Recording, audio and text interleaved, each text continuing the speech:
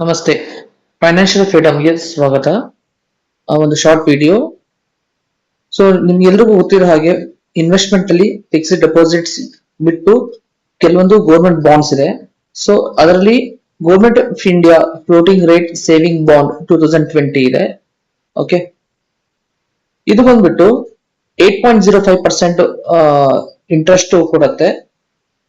ಇದು ಬಂದ್ಬಿಟ್ಟು ಯಾರು ಇಂಡಿವಿಜುವಲ್ಸ್ ಮತ್ತೆ ಅನ್ಡಿವೈಡೆಡ್ ಫ್ಯಾಮಿಲಿ ಅವರು ಸಹಿತ ಇನ್ವೆಸ್ಟ್ಮೆಂಟ್ ಮಾಡಬಹುದು. ಇಂಟ್ರೆಸ್ಟ್ ಪೇಔಟ್ ಬಂದ್ಬಿಟ್ಟು ಹಾಫ್ ಇಯರ್ಲಿ ಕೊಡುತ್ತೆ, ಅಂದ್ರೆ ಅರ್ಧ ವರ್ಷ 6 months ಒನ್ಸ್ ಕೊಡುತ್ತೆ, 6 ತಿಂಗಳು ಒಂದ್ಸಲಿ ಕೊಡುತ್ತೆ. ಇದು 10 to 7 years, ಇದು ಫಿಕ್ಸ್ಡ್ 10 year. ಇದರಲ್ಲಿ ಸೀನಿಯರ್ ಸಿಟಿಸನ್ ಇದ್ರೆ ಮಾತ್ರ ಪ್ರೀ ಮೆಚೂರ್ಡ್ ಗೆ ಪ್ರೊವಿಷನ್ ಇದೆ ವಿತ್ ಸರ್ಟನ್ ಕಂಡೀಷನ್ಸ್. ಆಮೇಲೆ ಇದು ಯಾವುದೇ ರೀತಿನೂ ನಾನ್ ಟ್ರೇಡಬಲ್ ಅಂಡ್ ಟ್ರಾನ್ಸ್ಫರಬಲ್, ಅಂದ್ರೆ ಬೇರೆ ನೀವು ಟ್ರಾನ್ಸ್ಫರ್ ಮಾಡಕ್ ಬರಲ್ಲ, ಲಿಕ್ವಿಡೇಟ್ ಮಾಡಕ್ ಬರಲ್ಲ, ಮೆಚೂರಿಟಿ ತನಕ ವೇಟ್ ಮಾಡ್ಬೇಕಾಗತ್ತೆ.